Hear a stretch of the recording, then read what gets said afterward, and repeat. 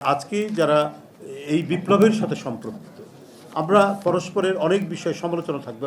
আমি এর আগেও বলেছি, অন্তর্বর্তীকালীন সরকারের নানা কাজ দিয়ে আমরা সমালোচনা করব, আমরা কথা বলবো, কিন্তু তারপরেও ডক্টর ইউনূসকে আমরা ব্যর্থ হতে দেব না। ভারতের মতো একটি গণতান্ত্রিক দেশে এমন নির্লজ্জের মতো ওখানকার মিডিয়া, কিছু সাংবাদিক ওই একই ধরনের বয়ান তৈরি করছেন। শেখ হাসিনা যেমন করেছেন, সে এক ফ্যাসিস্টের পক্ষ অবলম্বন করে বয়ান তৈরি করছে এবং তাদের মনে হচ্ছে অনেক দিনের গুপ্তধন তারা যেটা সঞ্চয় করেছেন, সেই গুপ্তধন যেন হাতছাড়া হয়ে গেছে।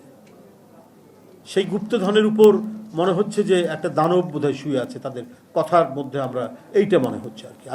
আজকে যে গণতন্ত্রের পথরেখা অনুযায়ী একটা গণতন্ত্রের চর্চা, অনুশীলন এবং একটা গণতান্ত্রিক রাষ্ট্র এবং সমাজের যে বিকাশ হওয়ার সম্ভাবনা যেটা তৈরি হয়েছে, এটা কোনোভাবেই তারা করছেন না, এটা সহ্য করতে পারছেন না। শুধুমাত্র শেখ হাসিনার মুক্তি, এটা কেন? এটা একটা গণতান্ত্রিক দেশের কাছ থেকে তো আমরা এটা আশা করতে পারি না। তাদের কেউ খাপছাড়া টাইপের কিছু মানুষ তারা মিডিয়ার সাথে যুক্ত, বলছেন বাংলাদেশ আর থাকবে না, পার্শ্ববর্তী একটা স্বাধীন দেশ সে থাকবে না। সে কথাটাকে অ্যালাউ করছে কি করে ভারতের নীতি নির্ধারকরা?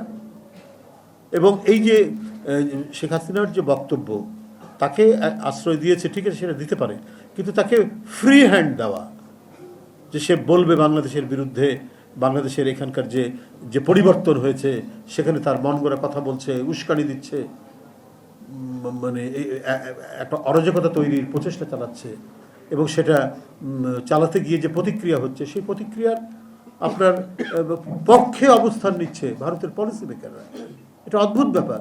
আজকে এখানে আপনাদের এখানে আসার সময় দেখলাম একজন গাজীপুরের মেয়র, সে তার বক্তব্য সময় টিভিতে দেখাচ্ছে যে আমাদেরকে যদি রাজনীতি করতে না দেওয়া হয়, আমাদের যদি কর্মসূচি পালন করতে না দেওয়া হয়, তাহলে কেউ শান্তিতে থাকতে পারবে না, অর্থাৎ হত্যার হুমকি দিচ্ছে রীতিমতো। তো এই সাহসটা কে দিচ্ছে? সেই সাহসটা দিচ্ছে আপনার পার্শ্ববর্তী দেশ থেকে শেখ হাসিনা উস্কানি দিচ্ছেন এবং তাকে সাপোর্ট করছে তাদের পলিসি মেকাররা। এটা তো বাংলাদেশের সার্বভৌমত্বের উপর সরাসরি হস্তক্ষেপ, ভয়ঙ্কর রকমের হস্তক্ষেপ।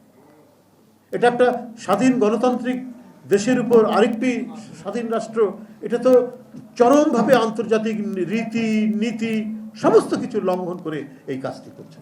একটা মেয়র যার ব্যাকগ্রাউন্ড হচ্ছে, সে না কোনো ভালো কলেজ, ইউনিভার্সিটি বা কোথাকার ছাত্র ছিল, বা ছাত্র আদৌ ছিল কিনা জানি না, তাকে মেয়র বানানো হয়েছে।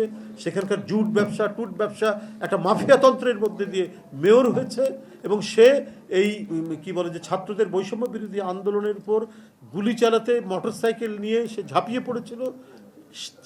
সে এখন প্রতিনিধিত্ব করছে শেখ হাসিনা, এই ধরনের একটা মাফিয়া টাইপের একজন ব্যক্তি। এটা তো একটি ভয়াবহ ব্যাপার। যাই হোক, আমাদেরকেও সবাইকে, গণতান্ত্রিক শক্তির সপক্ষের লোকজনদেরকেও সতর্ক পদক্ষেপ রাখতে হবে। কোনো নৈরাজ্যের কারণে কেউ যাতে কোনো সুযোগ না নিতে পারে, কারণ এটাও মনে রাখতে হবে প্রতি বিপ্লব কিন্তু উকি ঝুঁকি মারে সবসময়। এই উকি ঝুঁকি যাতে দিতে না পারে। আমাদের কাছে বিভিন্ন রাষ্ট্রের বিপ্লবের পরবর্তী যে ভুলগুলো, সেটা যেন না হয়, সেটা দেখলে পরে আর কখনোই প্রতি বিপ্লব এখানে হবে না। আমরা গণতন্ত্রের